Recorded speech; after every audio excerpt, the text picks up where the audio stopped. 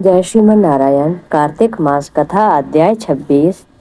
ओम नमो भगवते वासुदेवाय नमः।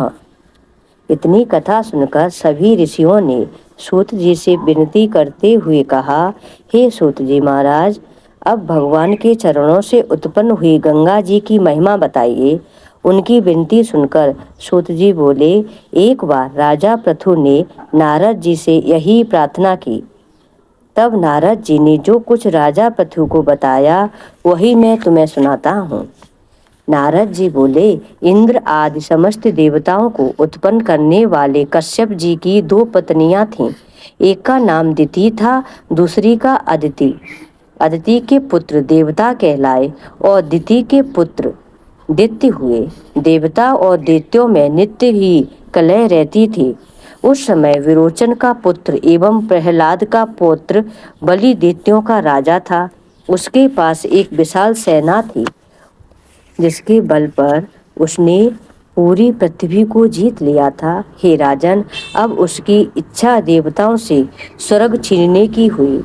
उसी उद्देश्य से उसने देवताओं पर चढ़ाई कर दी और इंद्र की राजधानी अमरावती को चारों ओर से घेर लिया। यह देखकर देवता भी युद्ध के लिए बाहर आ गए और दोनों पक्षों के बीच भयंकर संग्राम शुरू हो गया। एक दूसरे पर प्रहार करते हुए कई वर्ष बीत गए। अतः देवताओं की शक्ति क्षीण पड़ने लगी और वे हारने लगे। फिर एक समय वह भी आया कि हारकर उन्हें युद्ध भूमि से भागना पड़ा। तब दैत्यों ने स्वर्ग पर अधिकार कर लिया। बलि स्वयं इंद्रासन पर बैठने लगा और देवताओं के समस्त कार्य उसने दैत्यों के सुपुत्र कर दिए। यज्ञ की बलि भी वह स्वयं ही लेने लगा। उधर अदिति अपने पुत्रों को दुखी देखकर बेहद चिंतित थी। जब उससे देवताओं का दुख नहीं देखा गया तो वह देवताओं की विजय के लिए भगवान को प्रसन्न करने की कामना से तपस्या करने के उद्देश्य से हिमालय पर्वत पर चली गई। वहां उसने 1000 वर्ष तक तपस्या की। इस काल में उसने कुछ काल फलाहार करके व्यतीत किया, कुछ काल फूल पत्ते खाकर तथा बाकी काल वायु सेवन करके व्यतीत किया। इस प्रकार एक पांव पर खड़े होकर उसने उग्र तपस्या की। मायावी राक्षस उसकी घोर तपस्या से चिंतित होकर राक्षसी माया से देवताओं का रूप धारण करके अदिति के पास जाकर बोले, हे माता, तुम हमारे लिए इतना घोर तप क्यों कर रही हो? यह तो एक प्रकार से आत्मघात करना है, जिसे शास्त्रों में पाप कहा गया है। हे माता, हमसे तुम्हारा यह दुख देखा नहीं जा सकता। आपको दुखी देखकर क्या हम सुखी रह सकते हैं? शास्त्रों का कथन है कि जिसके घर में कल्याणकारी माता नहीं तथा प्रिय बोलने वाली पतिव्रता स्त्री नहीं, उसका जीवन निर्थक है। इसलिए हे माता, आप यह तप छोड़कर अपने पुत्रों को सुखी कीजिए। यह सुनकर भी अदिति की समाधि भंग नहीं हुई। तब उन्होंने अदिति को मार डालने का निश्चय किया और उसे जीवित जला डालने की मनसा से वन में आग लगा दी। परंतु उस अग्नि में वे स्वयं ही जल गए और अदिति को लेश मात्र भी हानि नहीं पहुंची, बल्कि उन्हें तो पता भी नहीं चला कि वन अग्नि की भेंट चढ़ गया है, क्योंकि भगवान ने अपनी सुदर्शन चक्र से उसकी रक्षा की थी। फिर सूत जी बोले, हे ऋषिगणों, जिस भगवान के स्मरण मात्र से ही सब कष्ट दूर हो जाते हैं, उनका ध्यान करने वाले भक्त को भला कौन कष्ट दे सकता है?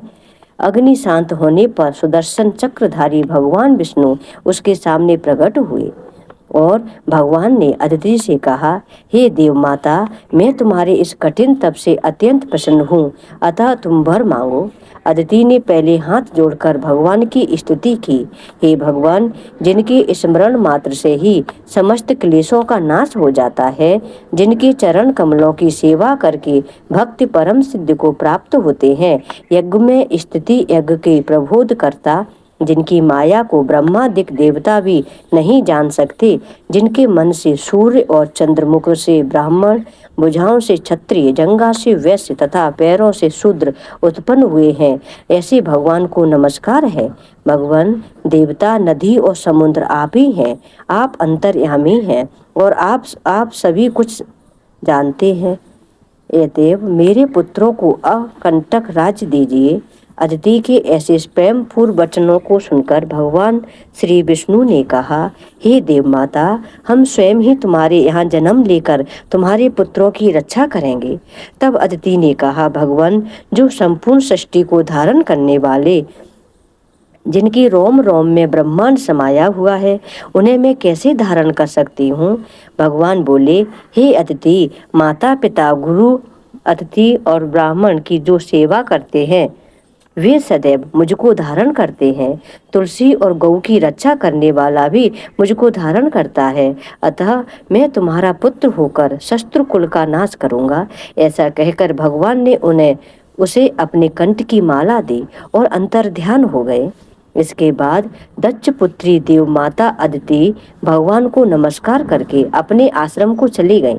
तत्पश्चात समय आने पर अदिति ने शंख, चक्र, गदा, पद्म तथा कमंडल धारण किए हुए शस्त्रों सूर्यों के समान तेज वाले कमल नयन पीताम्बरधारी मुनियों द्वारा स्तुति किए गए दैत्यों के नाशकर्ता भक्त वत्सल वामन भगवान को बाल रूप में देखा। तब कश्यप आदि ऋषियों ने भगवान की स्तुति की।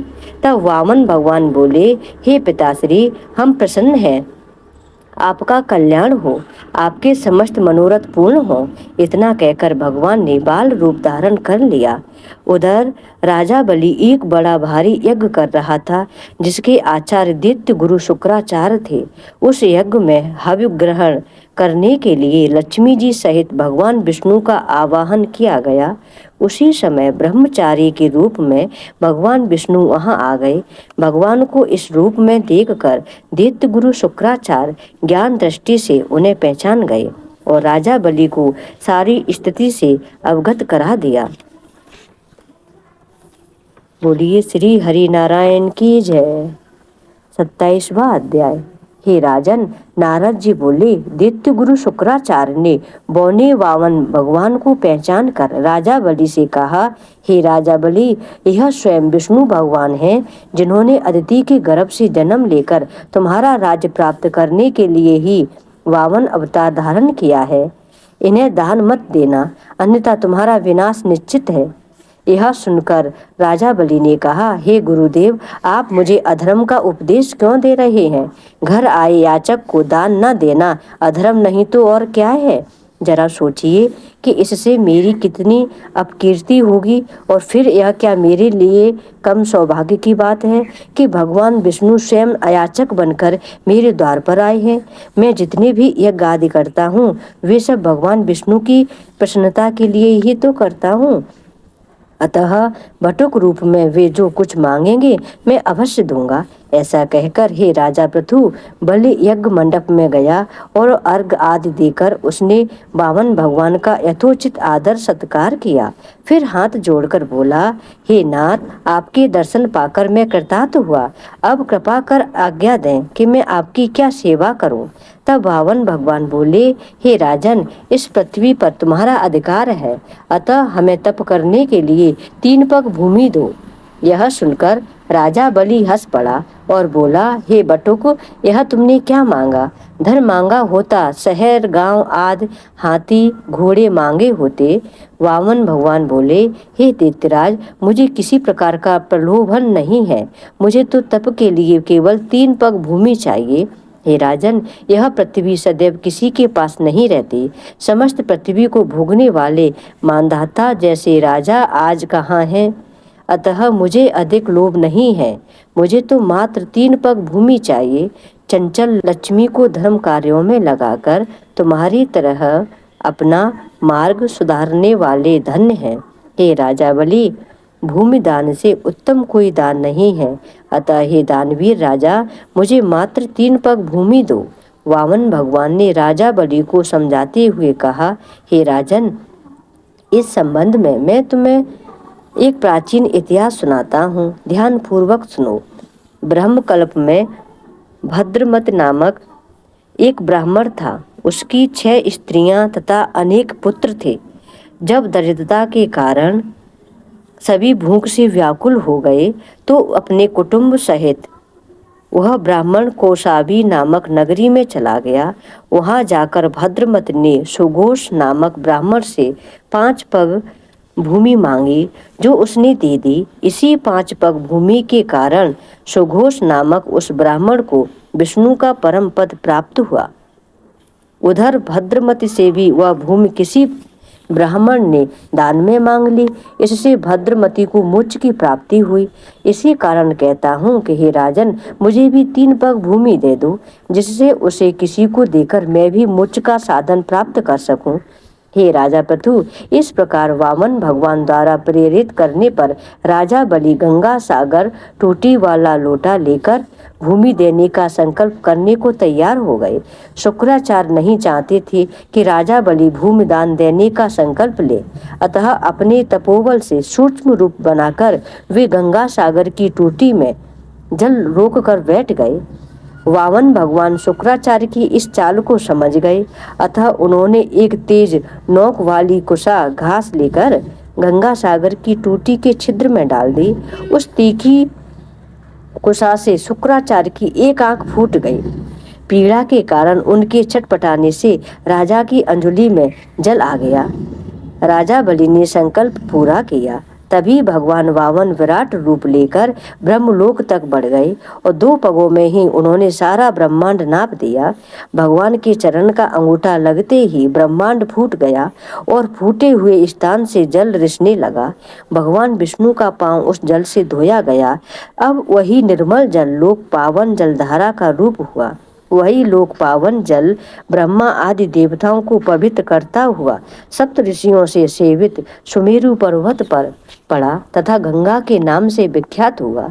इस प्रकार पतित पावनी गंगा की उत्पत्ति हुई, जिसके स्नान एवं स्मरण मात्र से जन्म जन्मांतर के पाप नष्ट हो जाते हैं। यह दृश्य देखकर समस्त देवता तथा ऋषि मुनि स्तुति करते हुए बोले, हे अनंत मूर्ति, जगत संचालक, परम पिता और सबके स्वामी, आपको नमस्कार है। इस प्रकार की स्तुति सुनकर भगवान ने सब देवताओं को उनका अपना अपना स्थान सौंप दिया और राजा बलि को रसातल में भेजते हुए उसे वरदान दिया कि अग्नि में बिना मंत्रोच्चारण के हवन किया जाएगा, वह तथा कुपात्र को अपवित्रता से दिए गए दान का फल तुम्हें प्राप्त होगा। इस प्रकार भगवान ने देवताओं को स्वर्ग एवं बलि व अन्य दैत्यों को पाताल दिया। ऐसा करके भगवान पुनः वामन रूप हो गए। तत्पश्चात वे तप करने चले गए। हे राजा पृथु, यहाँ गंगा स्वर्ग गंगा के नाम से विख्यात हुई। आकाश गंगा के जन्म का यह पावन प्रसंग जो कोई भी श्रद्धा से सुनता है, हे राजन, वह मोक्ष का अधिकारी बनता है। बोलिए श्री हरि नारायण की जय। ओम नमो भगवते वासुदेवाय नमः।